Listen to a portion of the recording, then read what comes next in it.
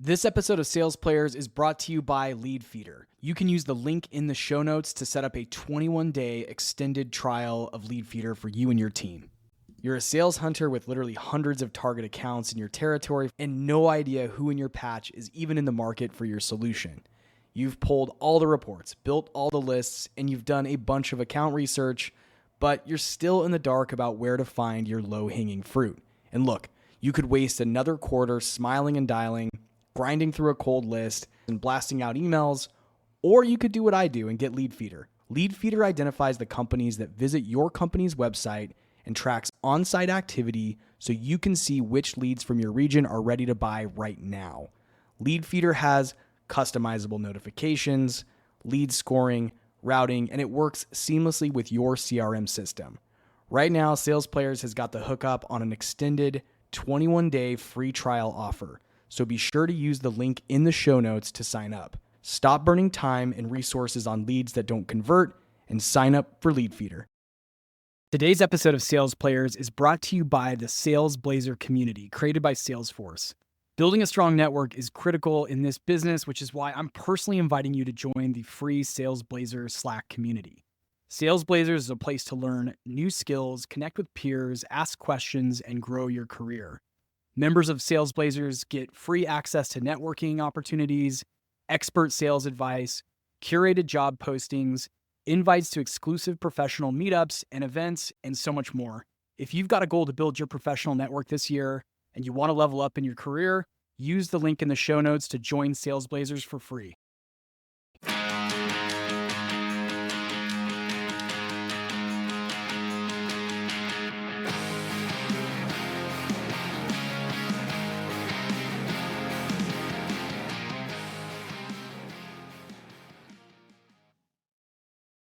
Hey everyone, it's Jesse here, and we've got a little bit of a different episode today.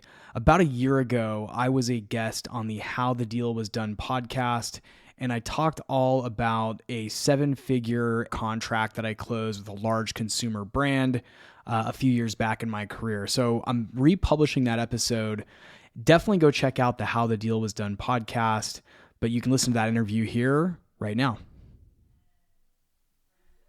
Huge database full of customers that were inactive, and CEO asks, how can we find revenue opportunities from these millions of inactive customers? And it became a very, very high priority within the company. They went from spending, a $10,000 proof of concept to, all right, let's do $150,000. And then a few weeks later, they sent us another $150,000. I get a text from him saying, give me a call as soon as you can. I have a question for you. And I was like, all right, pick up my cell phone, give this guy a call. And he says, hey, this pilot, this proof of concept's going really well. We are very happy with where this money is being invested. Word's made it all the way up to the senior levels of our executive team. CEO is aware that this is a channel where we can drive new revenue. That's our top priority for the rest of this year. We've got to get revenue up. We've got to get the share price back up. Talk to me about how we can build a longer term relationship with your company. And specifically, what does an unlimited license look like? I'm like, oh, holy shit, this is my first 7-figure conversation.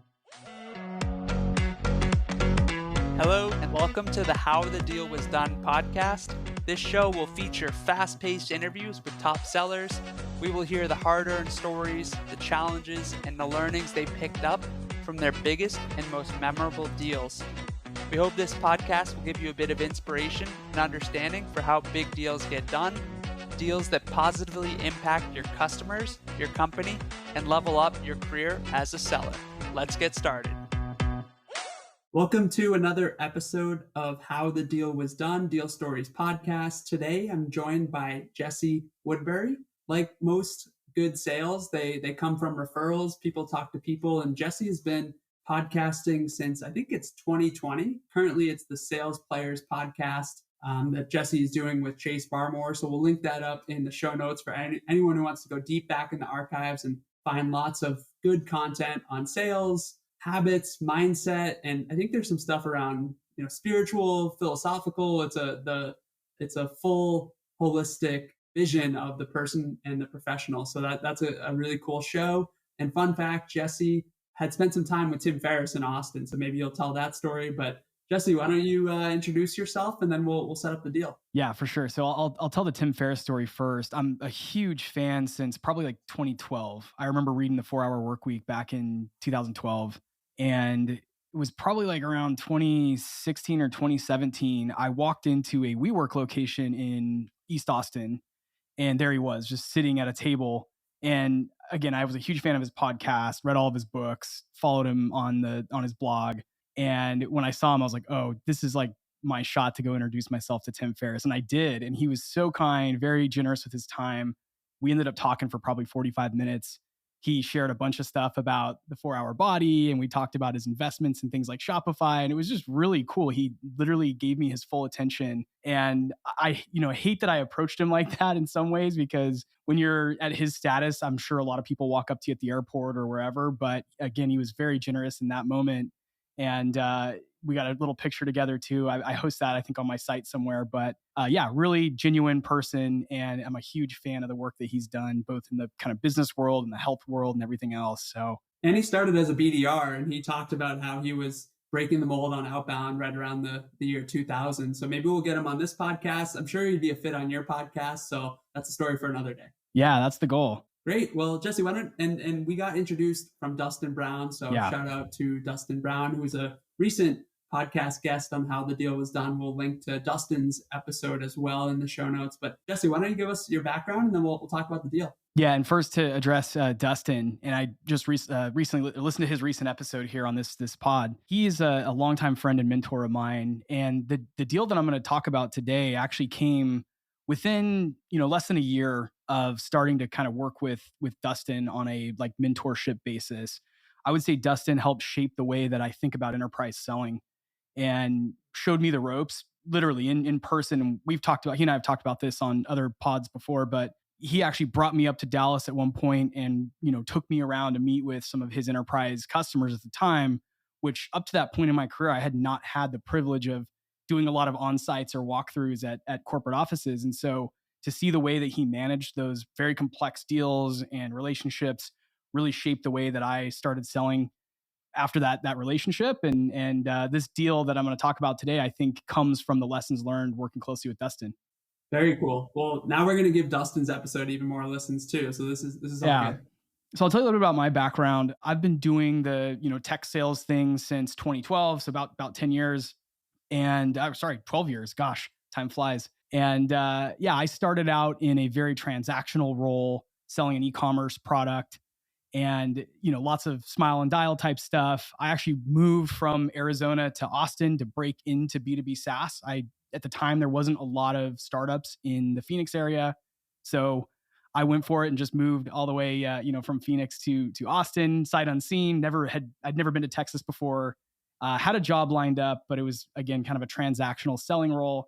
Fast forward a few years, I broke into my first enterprise inside sales position, and then became the leader of the business development team at that same startup, and just spent a bunch of years in Austin working for early stage companies. And when I say early stage, in some cases, I was the first sales hire and in the first 10 employees. And then, for the most part, I've been at like Series A, Series B, and Series C companies. And then about 6 years ago, I transitioned into the category that I work in now, which is selling into customer service, CX, customer experience, and contact center leaders. And that came about because before I got into tech sales, I had spent a bunch of years working in a contact center as a customer service agent. And so it was a very natural fit for me to then start to work with customer service leaders on the selling side and on the tech side to help them implement new tools for the agents in the call center. Nice. How long did you spend in Austin? And did you boomerang from Arizona to Austin back to Arizona? I did, yeah. So was in Austin for about 8 years.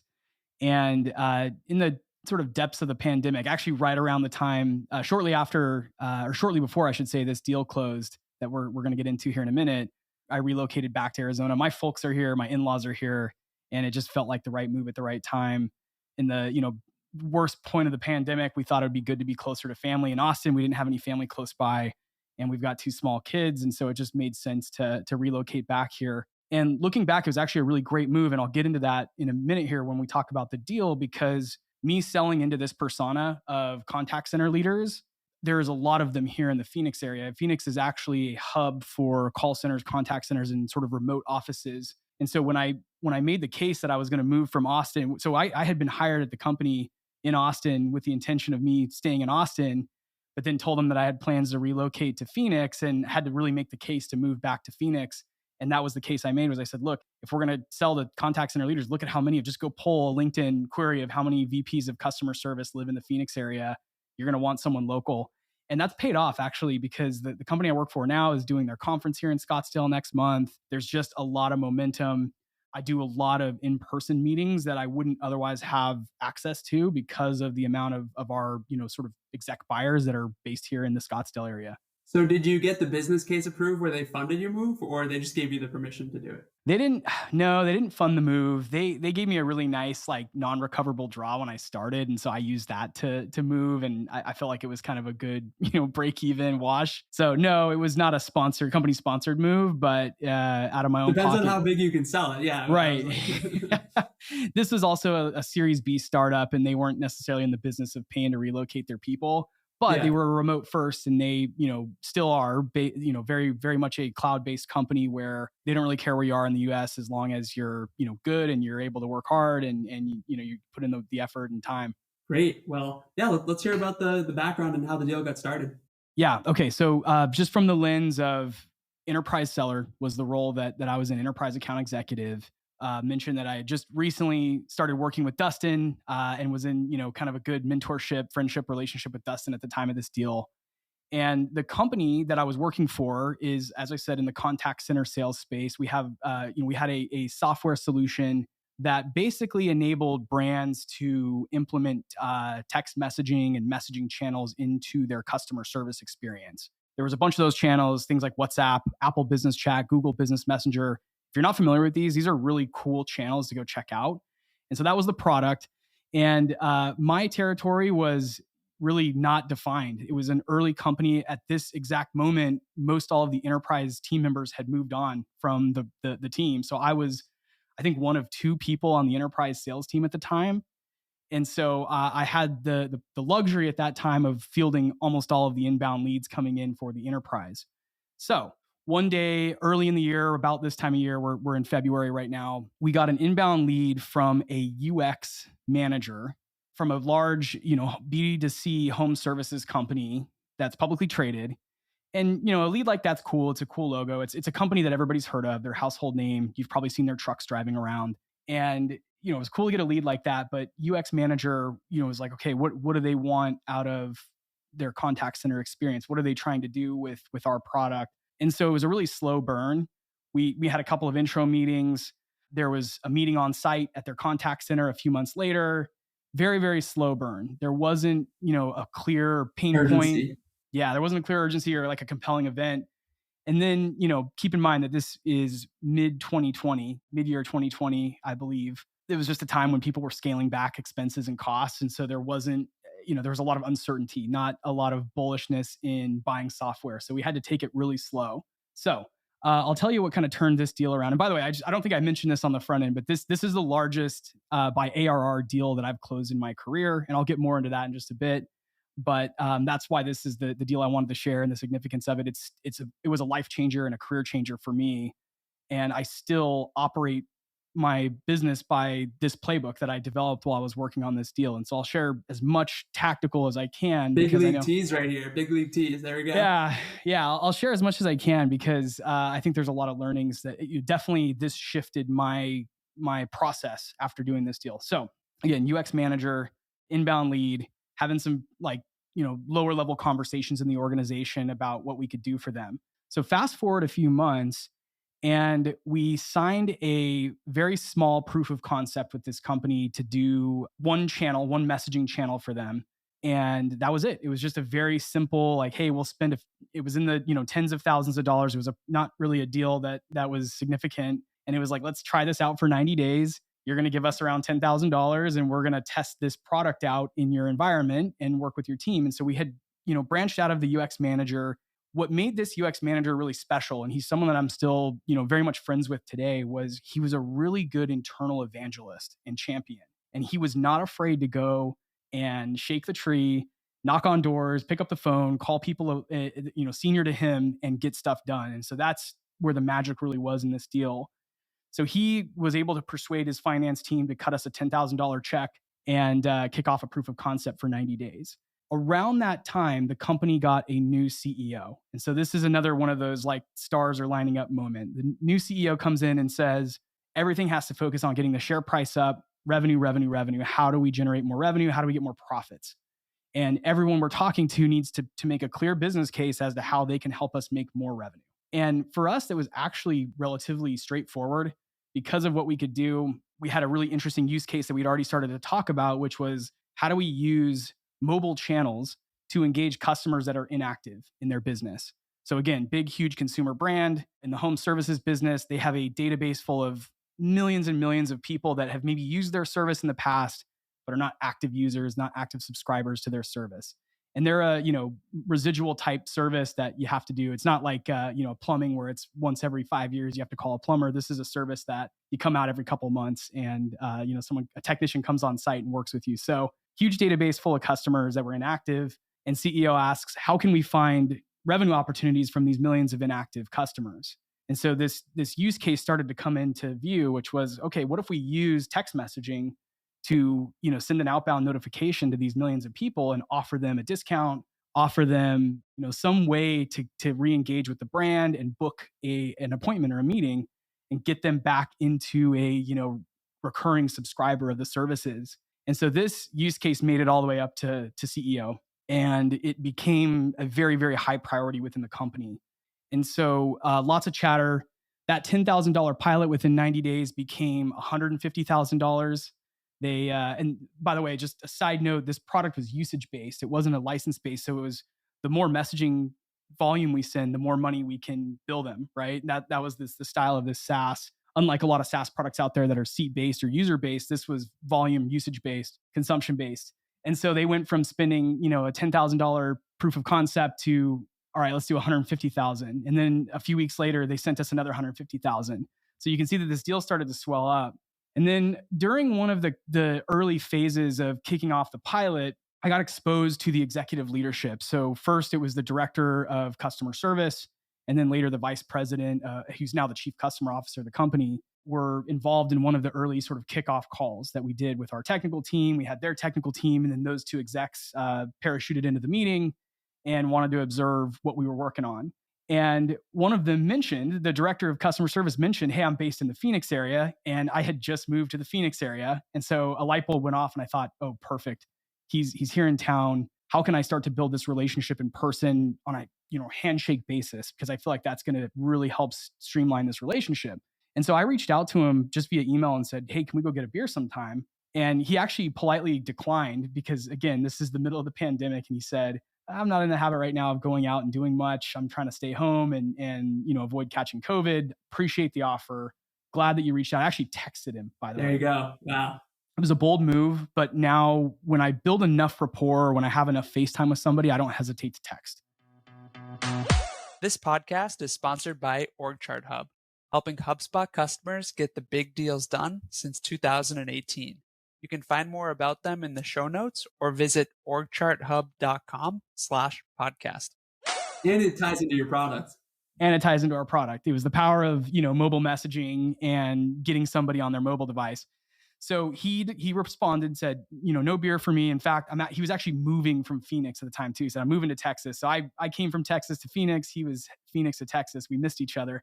And he said, I'm actually in the process of moving. I'm not going out right now, trying not to catch COVID, but I appreciate the offer.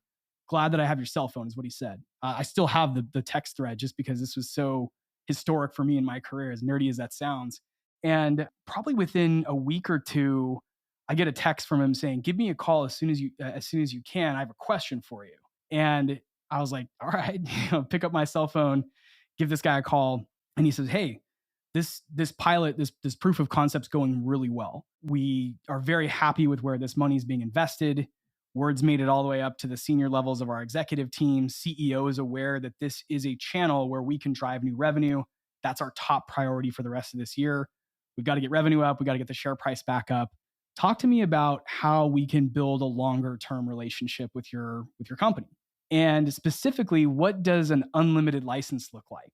So again, usage-based product. When someone on the, this is the right-hand person to the executive team, and he's saying, how do we figure out how to make this an unlimited usage contract? And so for me, the alarm bells were going off. I'm like, oh, holy shit, this is my first 7-figure conversation. Because one, we have this huge problem that we can solve for this brand. They've got to drive more revenue. We have the product that can help them do it. They can see that. They're bought into that. And now they're asking, all right, hey, we're spending about $150,000 a quarter with you. We need to scale that up by a significant amount, but we don't want to get completely juiced with, usage fees. How can we, do an unlimited license? And so that was a super exciting, breakthrough. And lessons learned from that, again, was just pick up the phone as much as you can, get on that cell phone basis with the right people. And sometimes that means just inviting them out to a beer very casually. I didn't try to sell this individual at that time. It was really just about building a long-term relationship. And so very quickly, I engaged my internal team, had my vice president of sales get involved pretty quickly. He was already pretty involved with this relationship, but this just streamlined everything. It was like, all right, how do we structure a deal that is profitable for the SaaS company, but also, gives them that unlimited usage that they're looking for at a very good margin, so they can then go and re-engage these customers and sell, millions and millions of dollars of subscriptions, right? Very quickly we worked with our CEO at the startup I was at. The CEO got involved, and we put together an unlimited license plan for them. There was some limitations on it. There was quite a bit of back and forth negotiations on the specific figures, because again, we're talking like cents. We charge cents for usage. And so there was a lot of like underlining, redlining, back and forth of the proposal.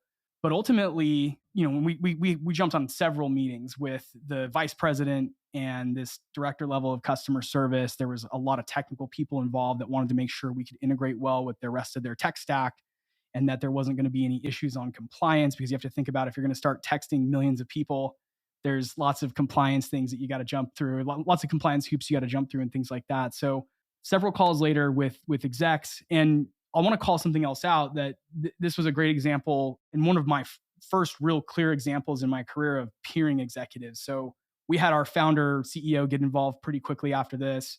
We wanted to make sure he was peered with this vice president, and that everybody had someone they could go to. And, my go-to was the director, who was calling and texting me. And we just got into this cycle where it was just back and forth almost every other day, calls, texts, back and forth. And what's nice about that is you can get real-time feedback. So as soon as we had shipped over our numbers, we were able to get a pretty quick nod on like, yeah, I think we can get this signed off on. And this was probably around like September, October at this point. If you remember, the deal started February of that year. This is now, October, I believe September, October. And they were bought in, they were ready to do it. This was all actually going to supersede their existing contract with this larger spend, this uncapped usage.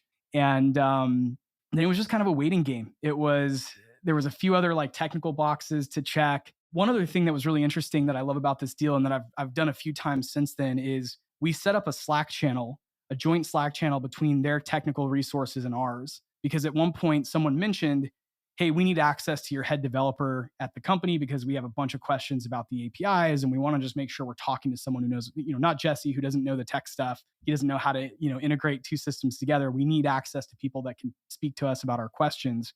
And so our founder came up with this idea of like, let's just set up a Slack channel and everybody will be in there. And it was crazy to just see the engagement between the technical resources at this, huge publicly traded brand, and our little startups, head of development in there answering questions 24/7. And I think it's a play that not a lot of people think to do, but it's totally possible. Slack allows you to integrate with an outside, Slack deployment or company. And it's really good if you can get, your resources talking in the channel. It's all about new channels. It's text messaging, Slack, face-to-face for the beer. It's just like there's noisy channels. The email is noisy and phone is noisy. And so that's the pattern that I'm seeing. Yeah, new channels, get really creative. Like think, who can you buy a beer this week? That's if you can, right? And if you're in a place where your buyers are, try to get in person with them. And if you're not, get them into a Slack channel that's shared between, your team and theirs. It builds a lot of trust. And, they realized how much skin we had in the game. I think this is a company that was used to working with Salesforce and other big legacy providers. this was their first time really vetting out, again, a Series B SaaS startup. It was early. We were early. It was a small, skeleton crew team. And so we had to really, work on building our rapport with them and, work on sort of developing this trust that we could actually deliver on what they were trying to do. It's funny, later they said, later on, the same contact, the UX manager, shared with me their like RFI internal. It was never like a public RFI, but he shared with me this spreadsheet that had all the different vendors they were evaluating. And I think it was like 8 or 9 different products that they looked at. And in the notes under our company, it said, we want to go with these guys because we like having beers with them or something like that. It said something along those lines. No, like and trust. Yeah, no, like and trust. Yeah. And they said as much. So let me get to the good part because, I want to move things along here. So waiting game from about October to December, we're coming down. Like, I remember after Thanksgiving, they went dark on us. We had this big proposal out there. I have this huge op in a late stage in the system.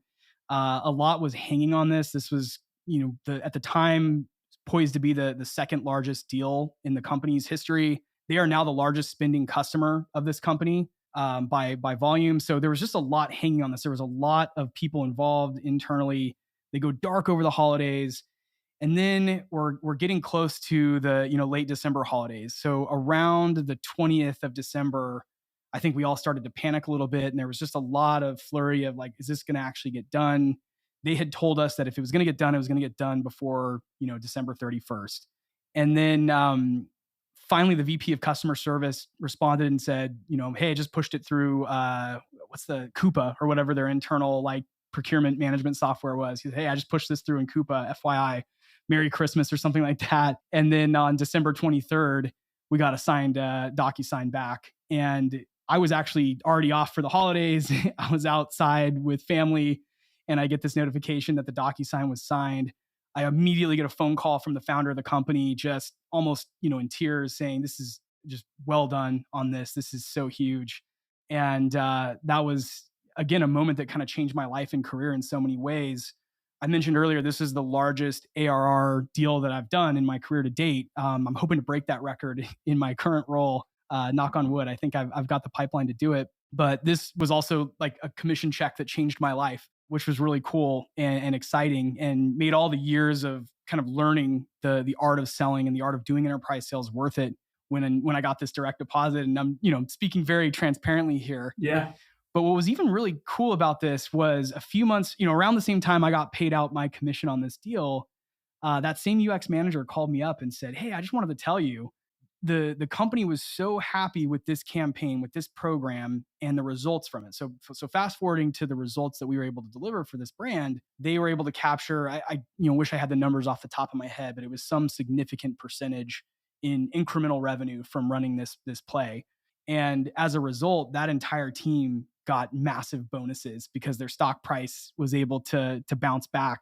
And so this UX manager called me and said, I got the largest bonus of my career. And I can't thank you enough for staying on top of us and rolling the ball along and keeping things moving. This is game changing for me and my family. And I ended up telling him like, hey, I got the largest commission check of my career too. Yeah. This is how it should feel, right? Is like this massive win-win between the teams. And it makes all the negotiating worth it when you know that ultimately everybody's walking away feeling like they changed their financial situations, right? And then fast forward to about 6 months later, I was on a call with this same vice president of customer service. Again, he's now the chief customer officer. And he said something that I wish I could have recorded, but he said, there's not a lot of sales account executives out there like Jesse. This guy actually impacted our stock price. And I'll never forget that. And I need to reach out to him and see if I can get that in writing somehow, because that's a really cool thing to put on your resume is, hey, I impacted their stock price by X. And he gave the specific percentage. I don't remember what it was at the time. I need to reach back out to him and see if he can write that down for me. So in summary, largest deal of my career, huge win, both financially, personally, but from a learning standpoint. Mindset. And, it gave me a lot of confidence after that if I can do that deal, what else can I do? Right. And if we play the cards right and you just get a little bit creative and you think a little bit differently than the competition. Again, I was up against probably 6 or 7 other competitors at least. They may have narrowed it down to 2 or 3, but we ended up winning the business.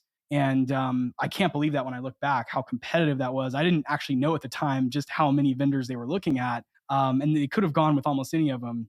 But because we just did a few things differently and we added a little bit more trust and authenticity to the equation, they decided to select us as their partner. Wow, that's a great story. I've never heard that about, you need that on your LinkedIn references or your resume, the positively impacting the stock price. That is a cool deal story and great outcome. Yeah, maybe I should put that in my LinkedIn headline, like impactor of stock prices or something.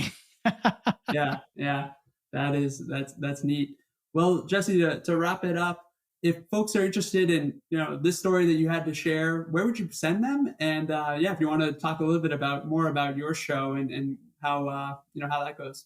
Yeah, so it's funny, right in the middle of doing this deal was around the time that I kicked this show off, my show.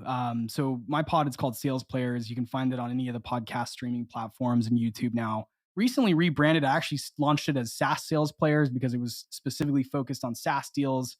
We're trying to broaden our audience. We realize there's a lot of people that sell consulting and media and other industries. And so we're trying to reach more listeners. But the idea came because I was talking to a colleague of mine who said, there's just not enough shows out there that talk about stuff like what we're talking about right now, the nitty gritty details of getting something done.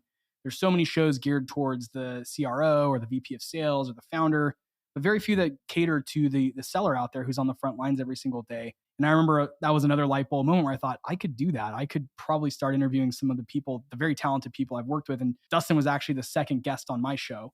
So nice. I thought, I've got the network. Let's just start rolling it. And here we are now, years later. This is 2020, mid 2020 that I started the show. And here we are. So go check out the show. We talk about stuff like this. I've definitely reviewed deals before. I've never talked as much about this deal. I've hinted and alluded at it, but haven't gotten into as much detail as I have just now. And then, of course, come find me on LinkedIn. LinkedIn is where, as a B2B seller, I spend a lot of my time. So let's connect, reach out, if I can be a resource for you. But this, again, is the kind of stuff that can really change your career trajectory. It can change your financial picture. And, it really can put you on the map in terms of, being a master of the art of selling. That's a great way to wrap it up. Thanks, Jesse. Awesome. Thank you, Andrew. I'm Andrew Capel. Thank you for tuning in to How the Deal Was Done podcast. Don't miss out on more inspiring stories from top sellers. Subscribe now to stay updated and motivated on your journey in sales.